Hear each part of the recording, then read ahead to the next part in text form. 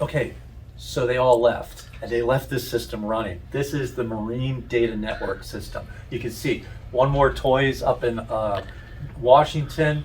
There's boats down in the Caribbean, in the Mediterranean. Just in Fort Lauderdale, there's 302 boats. Let me see if I can find Renaissance. Let's see. 250 boats just on the New River. There's Renaissance right there. Look at that. That's Renaissance. That's my boat. Now, the cool thing about this is, as long as this screen's up and running, everybody has data. And then if we just do this, hold on. Oh. Why are the phones ringing? And this is the bottom line.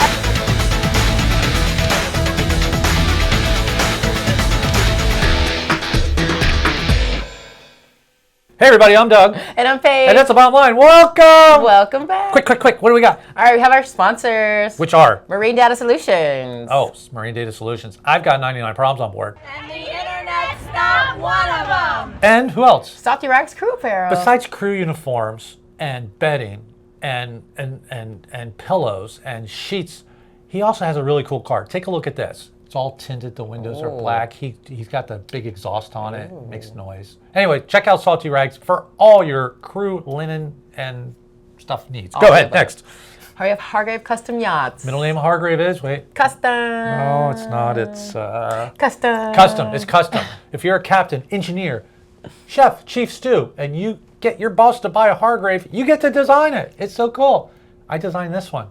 Yes, I know. I love it. It's really great. favorite There's boat. secret doors and stuff. It's my favorite. So, by the way, Hargrave has got a brand new boat being launched in December. It's really, really cool. We're going to do a walkthrough. It's the latest, greatest. I can't tell you about it because it's quiet, but it's pretty cool. Okay, next. Okay, we have Interior Technology Services. Interior Technology Services. This is the company that flies around drones in your... No, they don't do that. They don't do drones? No, they don't. don't Oh, no. do that. They clean carpets and upholstery and everything. Yeah. Here's the trick. If you want to get your crew cleaned, just line them up on the wall, and then when they go by with their equipment, they'll just clean them too. Close them down. Now, they also give you a certificate if you are required to have a flame-retardant carpet certificate. Okay. You know how you check? Do you guys know how you check? Take a blowtorch, and if your carpet catches fire, you don't need a certificate. Okay. No, it's That's that a simple. great idea. Yeah, if it doesn't catch fire, that you do need a certificate. Okay, let's jump right into yacht industry news. Let's do it. Boom. Working. Okay, what do we got?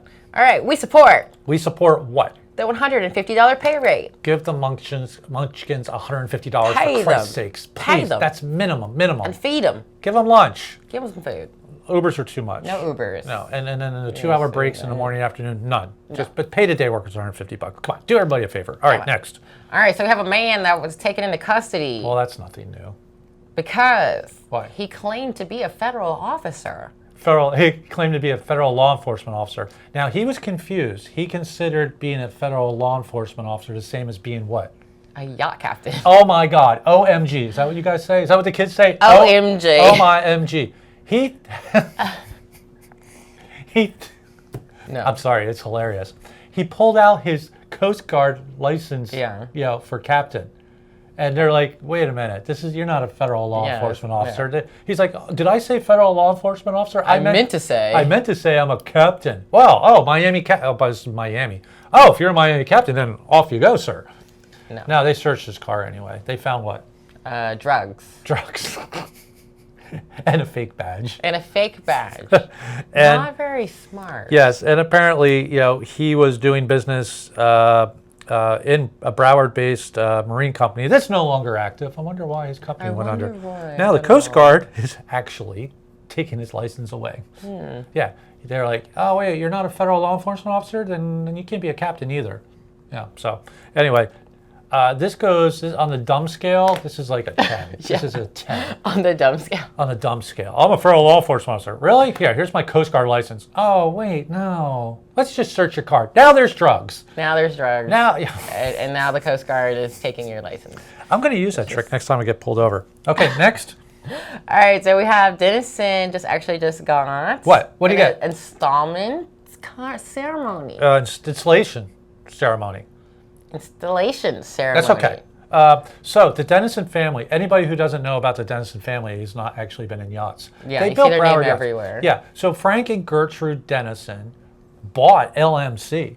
Oh. Yeah, pretty cool, right? Yeah. They started building minesweepers. And then everybody's like, oh, you can't even get that thing down the river. It's too big. Well, they figured it out.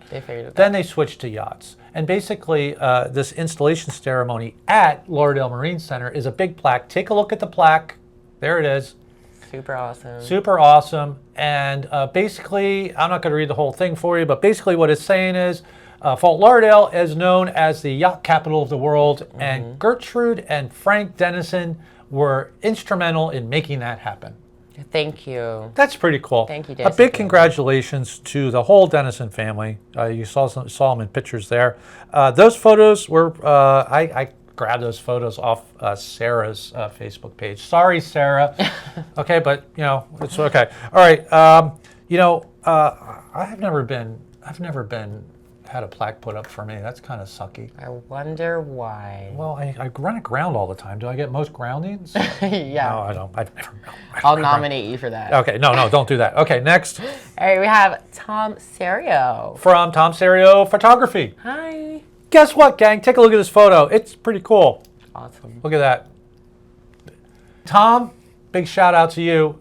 He could be the Bottom Line's official photographer. Oh. Isn't this cool? He does yacht photography, by the way, if you don't know. So if you need your yacht photographed, okay, you call Tom. Yeah, that. You say, I need the official Bottom Line photographer to do my yacht. That's pretty cool. Yeah. Now, I got some work for him already. Okay. Okay, we have to go to a pool and take a whole bunch of pictures of girls in bikinis. Okay. So, Tom, let's make that happen. All those pictures are for you. Yeah, well, they're for, yes. For the community. For the community. But, Tom, so all we really need with that is I need the pool, I need the girls in the bikini. I don't have any of that. So, if you can make that happen. Okay, next. All right. So, the BVI actually just reversed all of their requirements to be a charter boat there. So all the things that we were listing, So the long list. The British Virgin Islands decided, okay, we just like, cut no. ourselves off. Okay, let's just You know, not do we're it. like, we can't let any boats in. And it turns out there are no BVI flagged yachts, not that really? many. Oh, so really? in the effort to actually bring tourists back to the island, they've reversed their decision. Take a look at this video. In an effort to provide a more efficient and streamlined experience for our incoming guests, effective the 15th of November, we have taken the decision not to require BVI trade licenses from foreign-based commercial recreational vessels conducting day or term charters or water taxis. Work permits will not be required for the crew working on these vessels. And it's kind of fun. You see, now watch this part of the video. We welcome the Yacht Tail Lights, a large yacht into the BVI home base family, chartering based in BVI under a BVI company this season. The first of its size to be BVI home based. That's taillights. That's the only freaking boat that they got to be compliant. The only one. So they're like, Let's take all these away. Let's just do it over. So yeah, go Okay. charter your little hearts out. Okay, next, what do we got? All right. So you have Tech Talk. Tech Talk. Tech Talk is, technically speaking, we're going to talk about Starlink. You guys have a lot of questions. We're going to tell you what you can and can't do with Starlink. I'm going to be joined by Michael Rabilio from Marine Data Solutions because he knows what he's talking about and I don't. So take a look at this.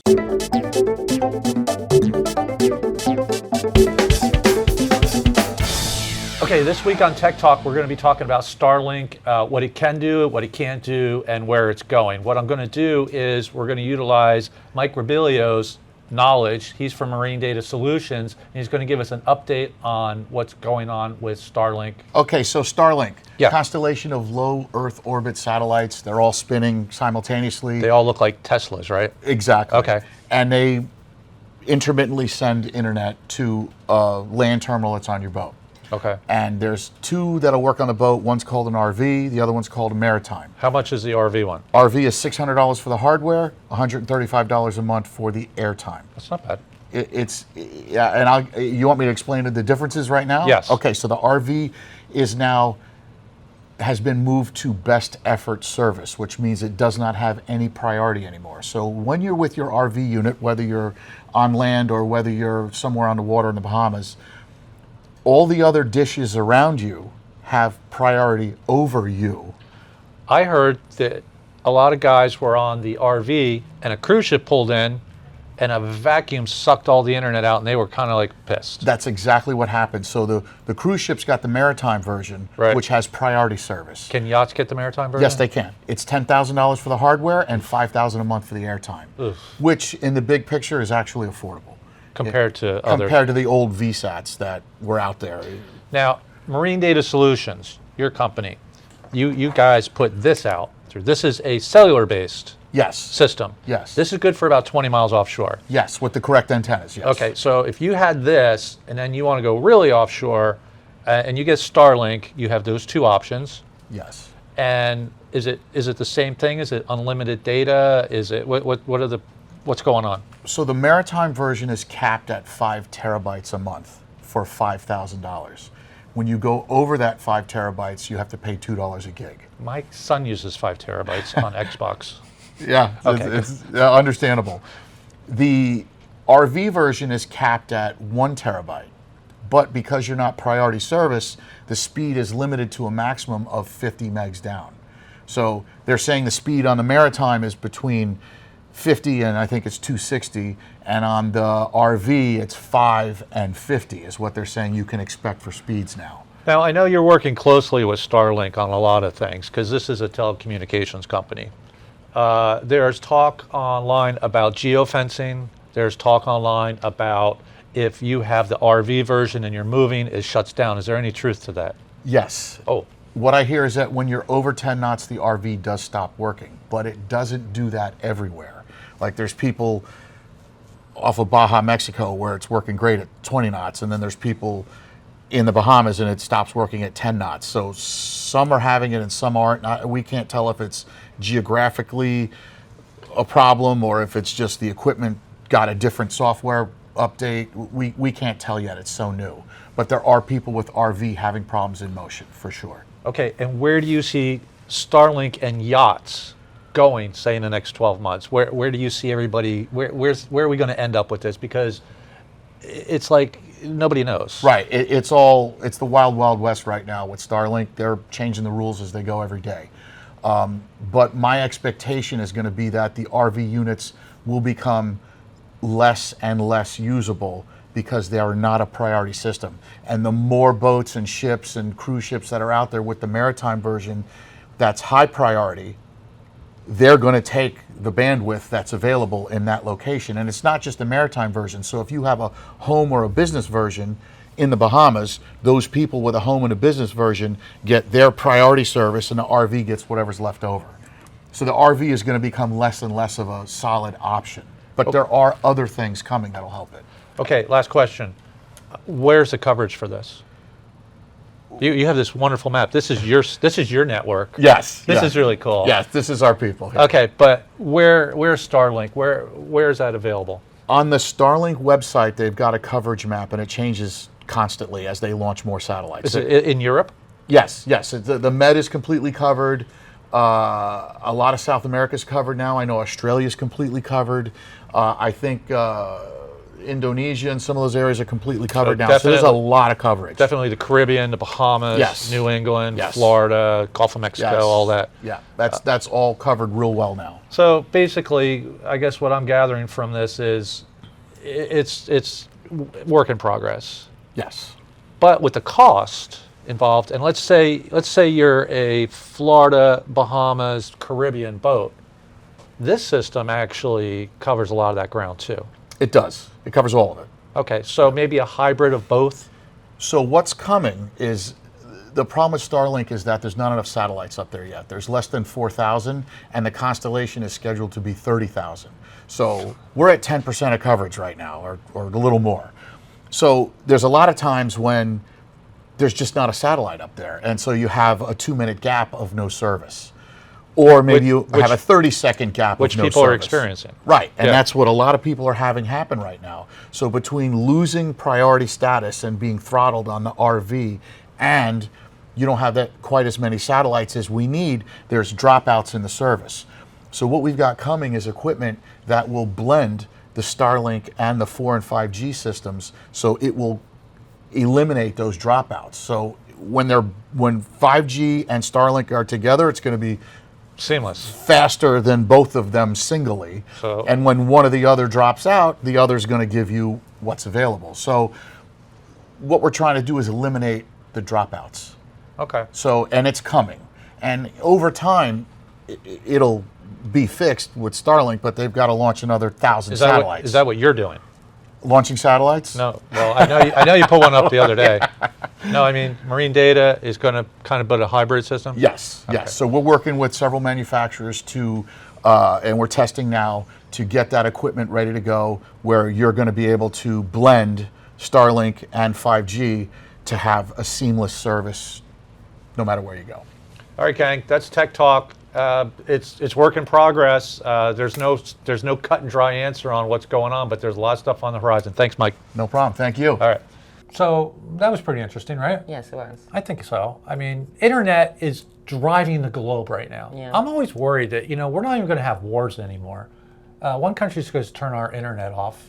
Yeah. And then that's it. That's it's over. it. I know my kids. All I tell you what, you communication turn the gone. internet off, my kids can't even find their way home. Okay. Bottom feeders, hit it. All right, Give me our the bottom shark. feeder. Give me the shark. Okay. Give me 3. All right, we have Theo from Ghana. Oh, where'd you see him? Hi. Saw him at the party. Just want to say hi. Thanks for supporting and being here. It's great. Thank you so much. Next. All right, we have Colette Murray of Fort Lauderdale. Colette. You can catch Kay with her boyfriend. Colette. I'm sorry, Colette. With her boyfriend Jay over at the Sandbars. They run that floating grill. Nice. I've seen it, yeah. Yeah, no, it's pretty cool. Anyway, Colette, hi. I've known Colette for like many, many years. Okay, next. All right, we have Israel Karavame. Oh, this guy. This guy. This guy. This Okay. guy. Take a look at this picture. That's him. Yes. Okay. Where's he from? He is from Fort Smith, Arkansas. He's from Fort Smith, Arkansas, and he wants to get on boats, but he don't know how to do it. He's a little strapped for cash. Now I'm going to be talking like this because that's how they talk in the Midwest. Arkansas. I bet. Is it cold right now? I bet Yes. it's snowing. Hey, okay, Not seriously, here. listen. This guy seems like a really nice guy. We don't know him, but he's ready, willing, and able to do work. He's really to do whatever, clean villages, whatever. He can get to Fort Lauderdale. He just can't continue to survive in Fort Lauderdale Without work. So all you got to do is reach out to this guy, and he'll show up, and you can give him the worst jobs on the planet, like cleaning the villages and scraping paint and all that. He'll do it. Happily. All I'm saying is give this guy a chance. He seems very motivated to do it. Good luck. Good luck. Good luck, Israel. That's all we can do for you. All right, next we're moving into Crew Corner. Give me the cannon. Okay, Crew Corner. What's going on in Crew Corner? So Crew Corner is brought to you by Crew Haven. Let's do it this way. You go through the list of what Crew Haven does, and I'll just give background Okay, they music. have the dancing monkeys, Going they have to the the smoke fog chapel machines, they have gonna like get all the gorillas in pink married. bikinis. Going They have to the everything that you need. chapel And then you and can get married there. Gonna get married. Yes. Hey, do you think Jamie's going to get married at one of her crew houses? Why not? She Why should. would she not? Actually, she should put all her friends that are coming in for the wedding at all the crew houses. Kick all the crew out. Kick all the crew out. Check out Crew Haven at crewhaven1501.com. And they're really nice places, by the way. Yes. Okay, Crew Corner. What do we have this time? Please, something cool. Drugs. Drugs. Oh, I gave you those earlier. You need more? No, I'm good, thank you. I told you a half. I take half of one to take the edge off. No, but seriously. I'm not going to be your granddad. I'm not going to be your dad. I'm not going to be that guy that's telling you what to do. You guys are your own people. You can do whatever you want. The decisions you make affect the rest of your life. They don't affect mine. And in a little way they could, so I'm going to get into that in a minute. Drugs in the United States are pretty bad. Drugs I'm guessing here, in the United States on yachts is even worse. Yeah. It's rampant. Definitely. I hear more stories about people getting fired for drug use on yachts than I hear of any other reason. I don't want to preach. I'm just going to tell you what the repercussions are. You're going to have loss of income. Your reputation is going to get a ding. And if you do it more than once, then you're out. When there starts to be a pattern, forget it. You're done. Now, getting back to the boat. if there was a fire, if there was a casualty, if something happened where the authorities had to come on and drug test the crew, which they usually do after a casualty, and you show up with drugs, you've put the boat in a huge, huge liability problem. So basically, there was an accident on the boat, and the crew were under the influence of drugs. You know what that means? That means that that guy who fell down the stairs, he was going to get $5,000 for his troubles, going to get $5 million. $5 million. Okay? You are opening the owners and the other crew up to a tremendous amount of liability when you are under the influence of drugs. And I'm not talking about, hey man, let's get on the bridge and get underway. I'm just talking about having it in your system. You smoke a little pot on Saturday, you go out on charter, and that's in your system on Tuesday or whatever it is, you're still in trouble. I don't know what else to say. I don't want to preach. I just want you guys to be aware of the insane risks you are taking for yourself and for the operation. Lately, there's been a lot of groups on Facebook that are like, oh, there's high turnover. There's high turnover. There's, oh, that boat's no good. It's high turnover. That could be affecting it as well, because most boat captains and owners aren't going to be like, yeah, I fired all of you guys. Okay, for drugs, alcohol, you're having sex in my jacuzzi. We just say, no, they're not here anymore. Okay, but the crew are running around going, high turnover, high turnover. Okay, they don't know the real reason. Correct. You know, it affects a lot of people. It affects the boat's operation, and it affects your career. I can't say it anymore. I'm not going to say, don't do drugs. You can say it. Don't do drugs. She's cute. She said, don't do drugs. She doesn't want you to do drugs. She's single. Yeah. Okay, look. That's it.